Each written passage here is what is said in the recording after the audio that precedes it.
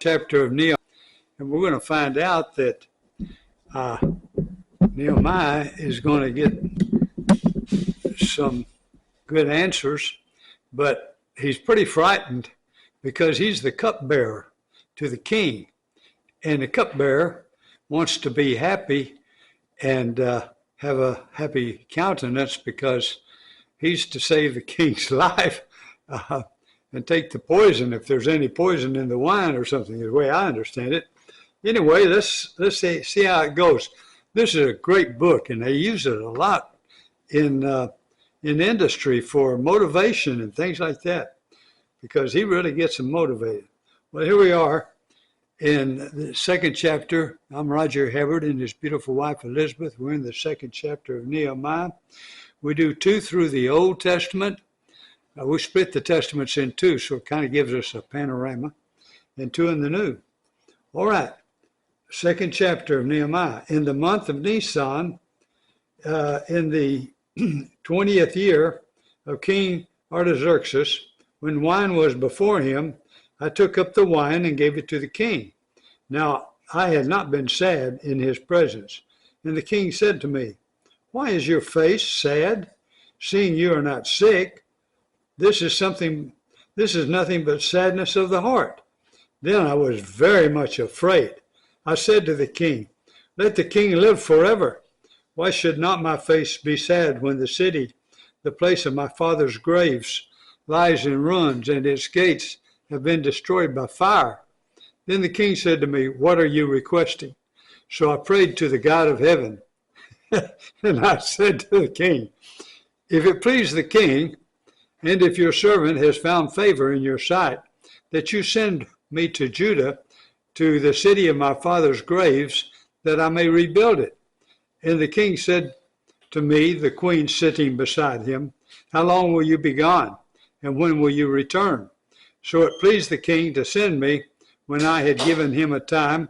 And I said to the king, "If it please the king, let letters be given me to the governors of the province beyond the river, that they may let me pass through until I come to Judah, and a letter to Asaph, the keeper of the king's forest." It's my sweet wife, Elizabeth.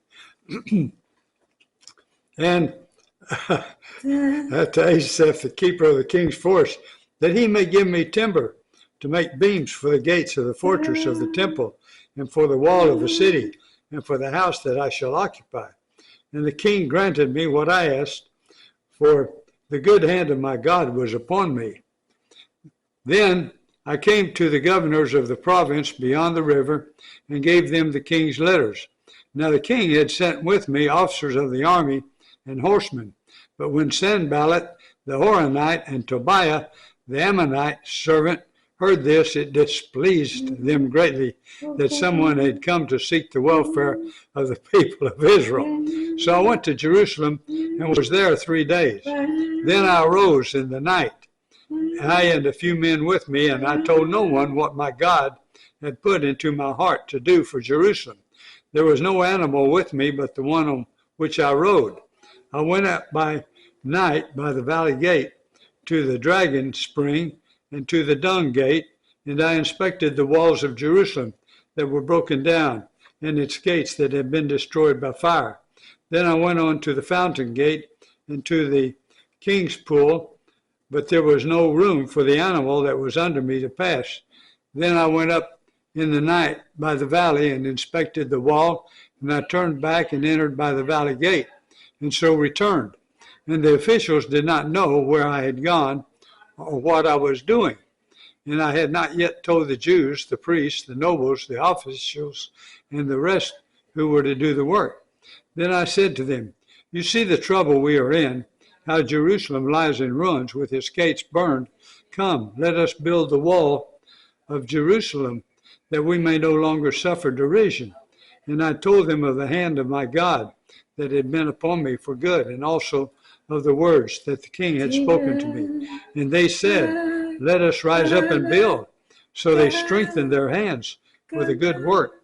But when Sanballat the Horonite and Tobiah the Ammonite servant and Geshem the Arab heard of it, they they jeered at us and despised us and said, "What is this thing that you are doing?